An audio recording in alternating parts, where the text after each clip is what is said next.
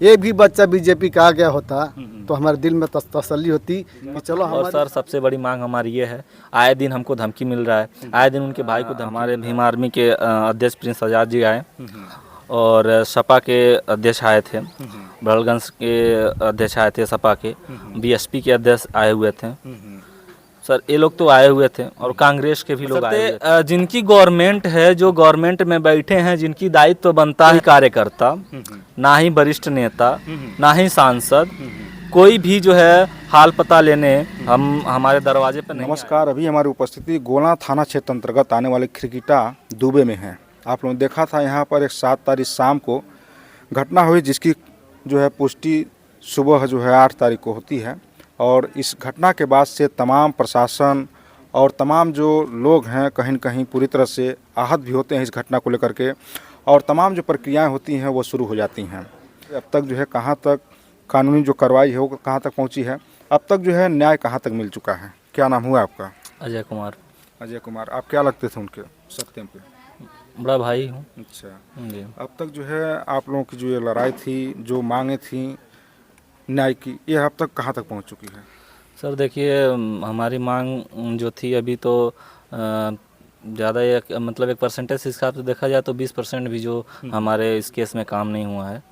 क्योंकि पहली बात तो प्रशासन इसमें अभी भी हम प्रशासन से संतुष्ट नहीं हैं, क्योंकि जिस दिन ये घटना स्थल पर घटना घटी, हमारे जो पवन जी हैं उनके सत्यम के बड़े भाई, वो बॉडी के पास बिलख रहे थे, तो उन्होंने जब बोला तो वो 2 आरोपी जो सामने से आके उनको धमकी देकर गए कि मैंने चेतावनी दी थी, तुमने नहीं माना, देखो आज तुम्हारे भाई की ये दशा कर दी गई।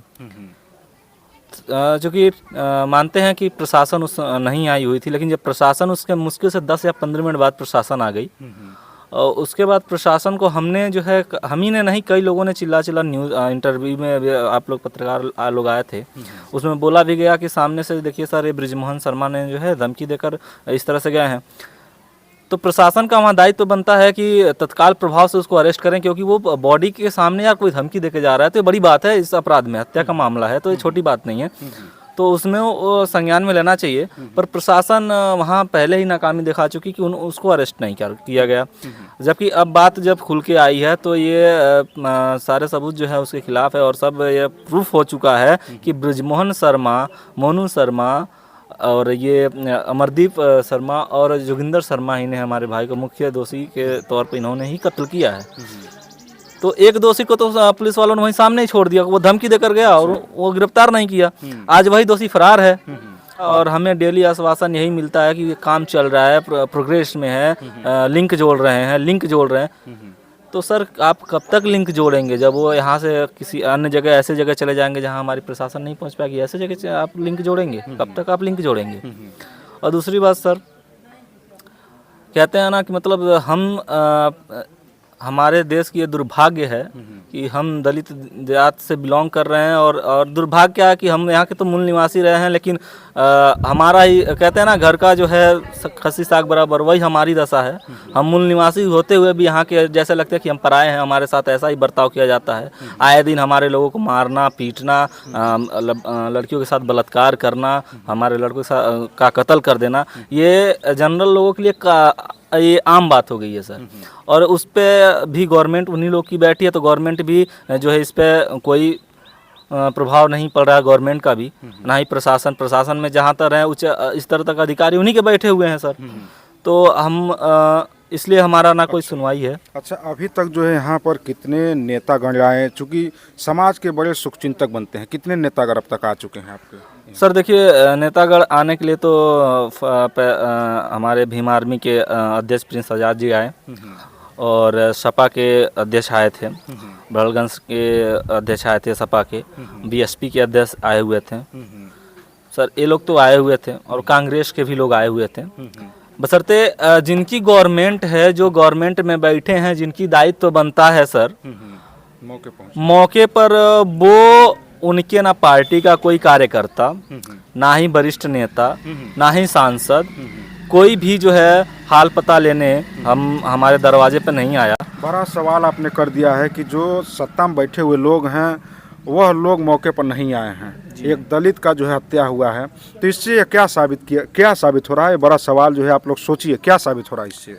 सर इससे यही साबित होता है ना कि भैया हम दबे कुचले लोग हैं, हम जैसे इस देश में जानवरों की तरह हमारे साथ बर्ताव, जैसे हम जानवर हैं और जानवरों की तरह हमारे साथ बर्ताव किया जा रहा है। और वो उसी मनवादी सोच की जो है हमारी बैठे हुए हैं गवर्नमेंट में कि भैया ये तो इनकी कोई औकात नहीं है, ये इनके साथ ऐसा ही होना चाहिए। दूसरी बात, जो यहाँ के हमारे सांसद जी हैं कमलेश पासवान जी, दलित समाज से भी आते हैं। जो भी पासवान हैं दलित समाज से ही आते हैं।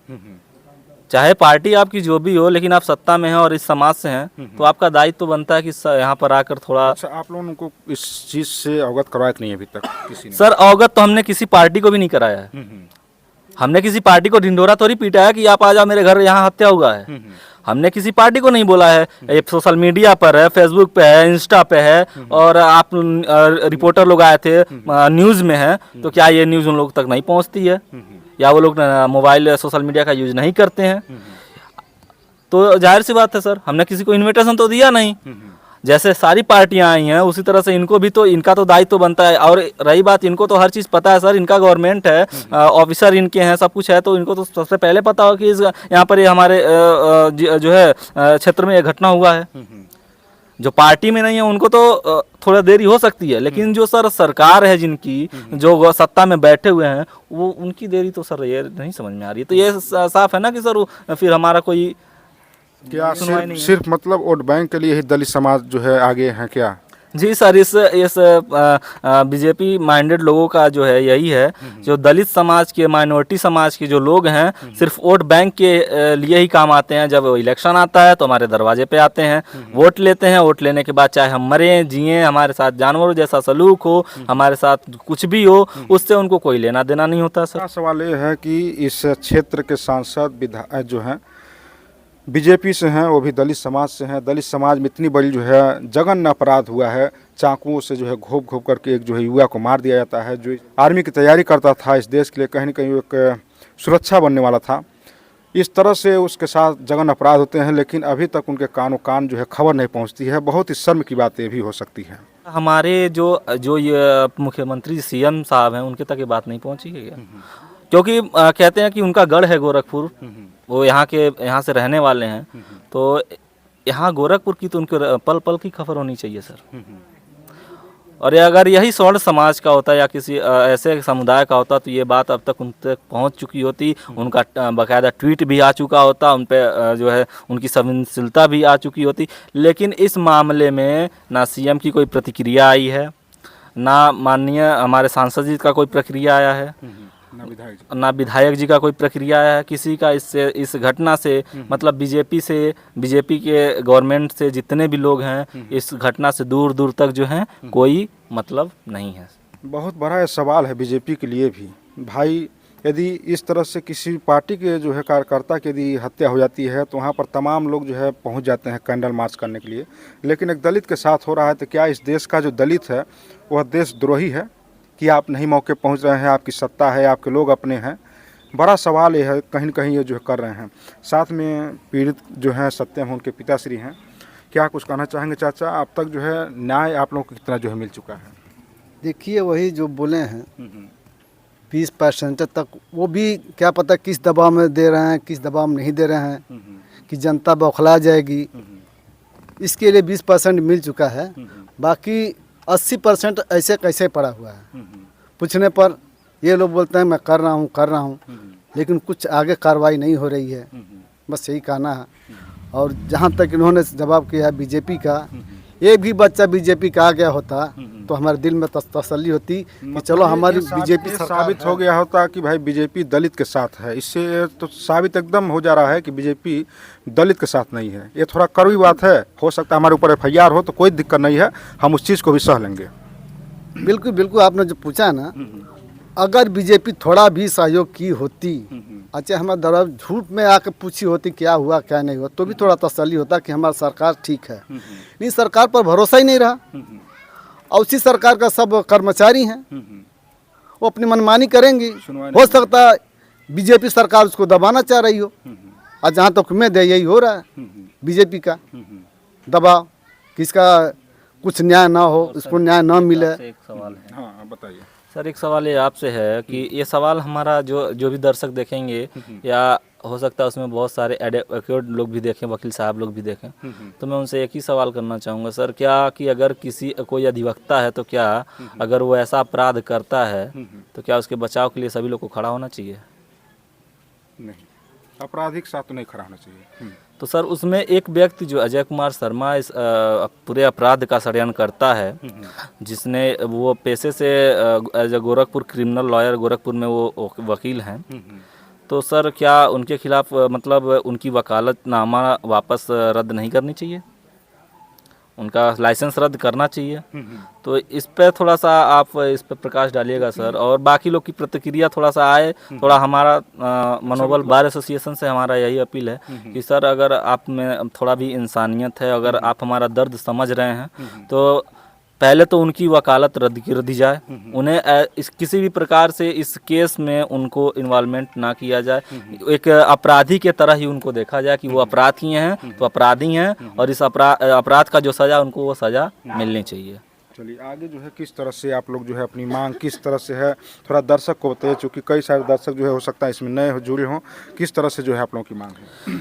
सर देखिए मांग क्या है कि मांग तो हमें न्याय की मांग हम कर रहे हैं, क्योंकि हमारा तो भाई चला गया, तो उसके लिए तो हमें जितना लड़ना होगा हम लड़ेंगे। हम यही चाह रहे हैं कि जल्द से जल्द जितने भी इसमें दोषी हैं उनकी गिरफ्तारी हो, उनके ऊपर जितने भी धाराएं सही तरीके से लगें, और जितने भी लोग इन्वॉल्वमेंट हैं उनकी इस तरह से जो है गिरफ्तारी हो कि उनका वेल ना हो और जल्द से जल्द उनको सज़ा हो, बस यही है। और हमारी जो परिवार के लिए मांग है सर, दलित समाज के लोग हैं, 2 भाई थे, एक भाई जो कि विदेश जाने वाले थे, सारी तैयारी हो चुकी थी, अब वो भी माँ बाप को अब छोड़ के नहीं जा सकते, अब किसके भरोसे छोड़ के जाएंगे? एक भाई था उसके भरोसे छोड़ के बाहर जा सकते थे, अब वो भी नहीं जा सकते, तो इस परिवार को जो है एक आर्थिक मदद जो हम लोगों ने सभी का कहने पे जो मांग हुई है 50 लाख और एक नौकरी, तो सर जिस लेवल उनकी जो है एबिलिटी चेक करके उनको जो है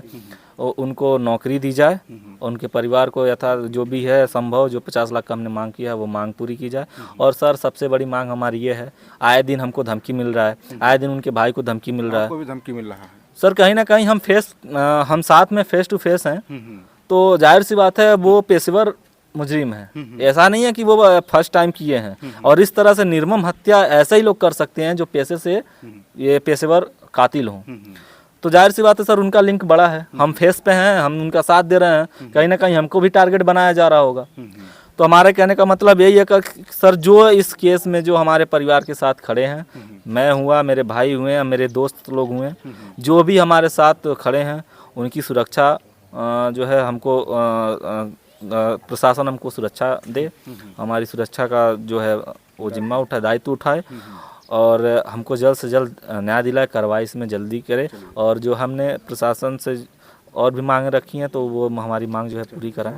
अजय हैं और यह जो सत्यम हैं उनके भाई लगते हैं ना, बड़े भाई लगते हैं जिन्होंने ये बातें रखी है। हम चाहेंगे इस वीडियो को आप लोग अधिक से शेयर करिए ताकि जो मृतक सत्यम हैं उन्हें न्याय मिल सके, उनके परिवार को न्याय मिल सके।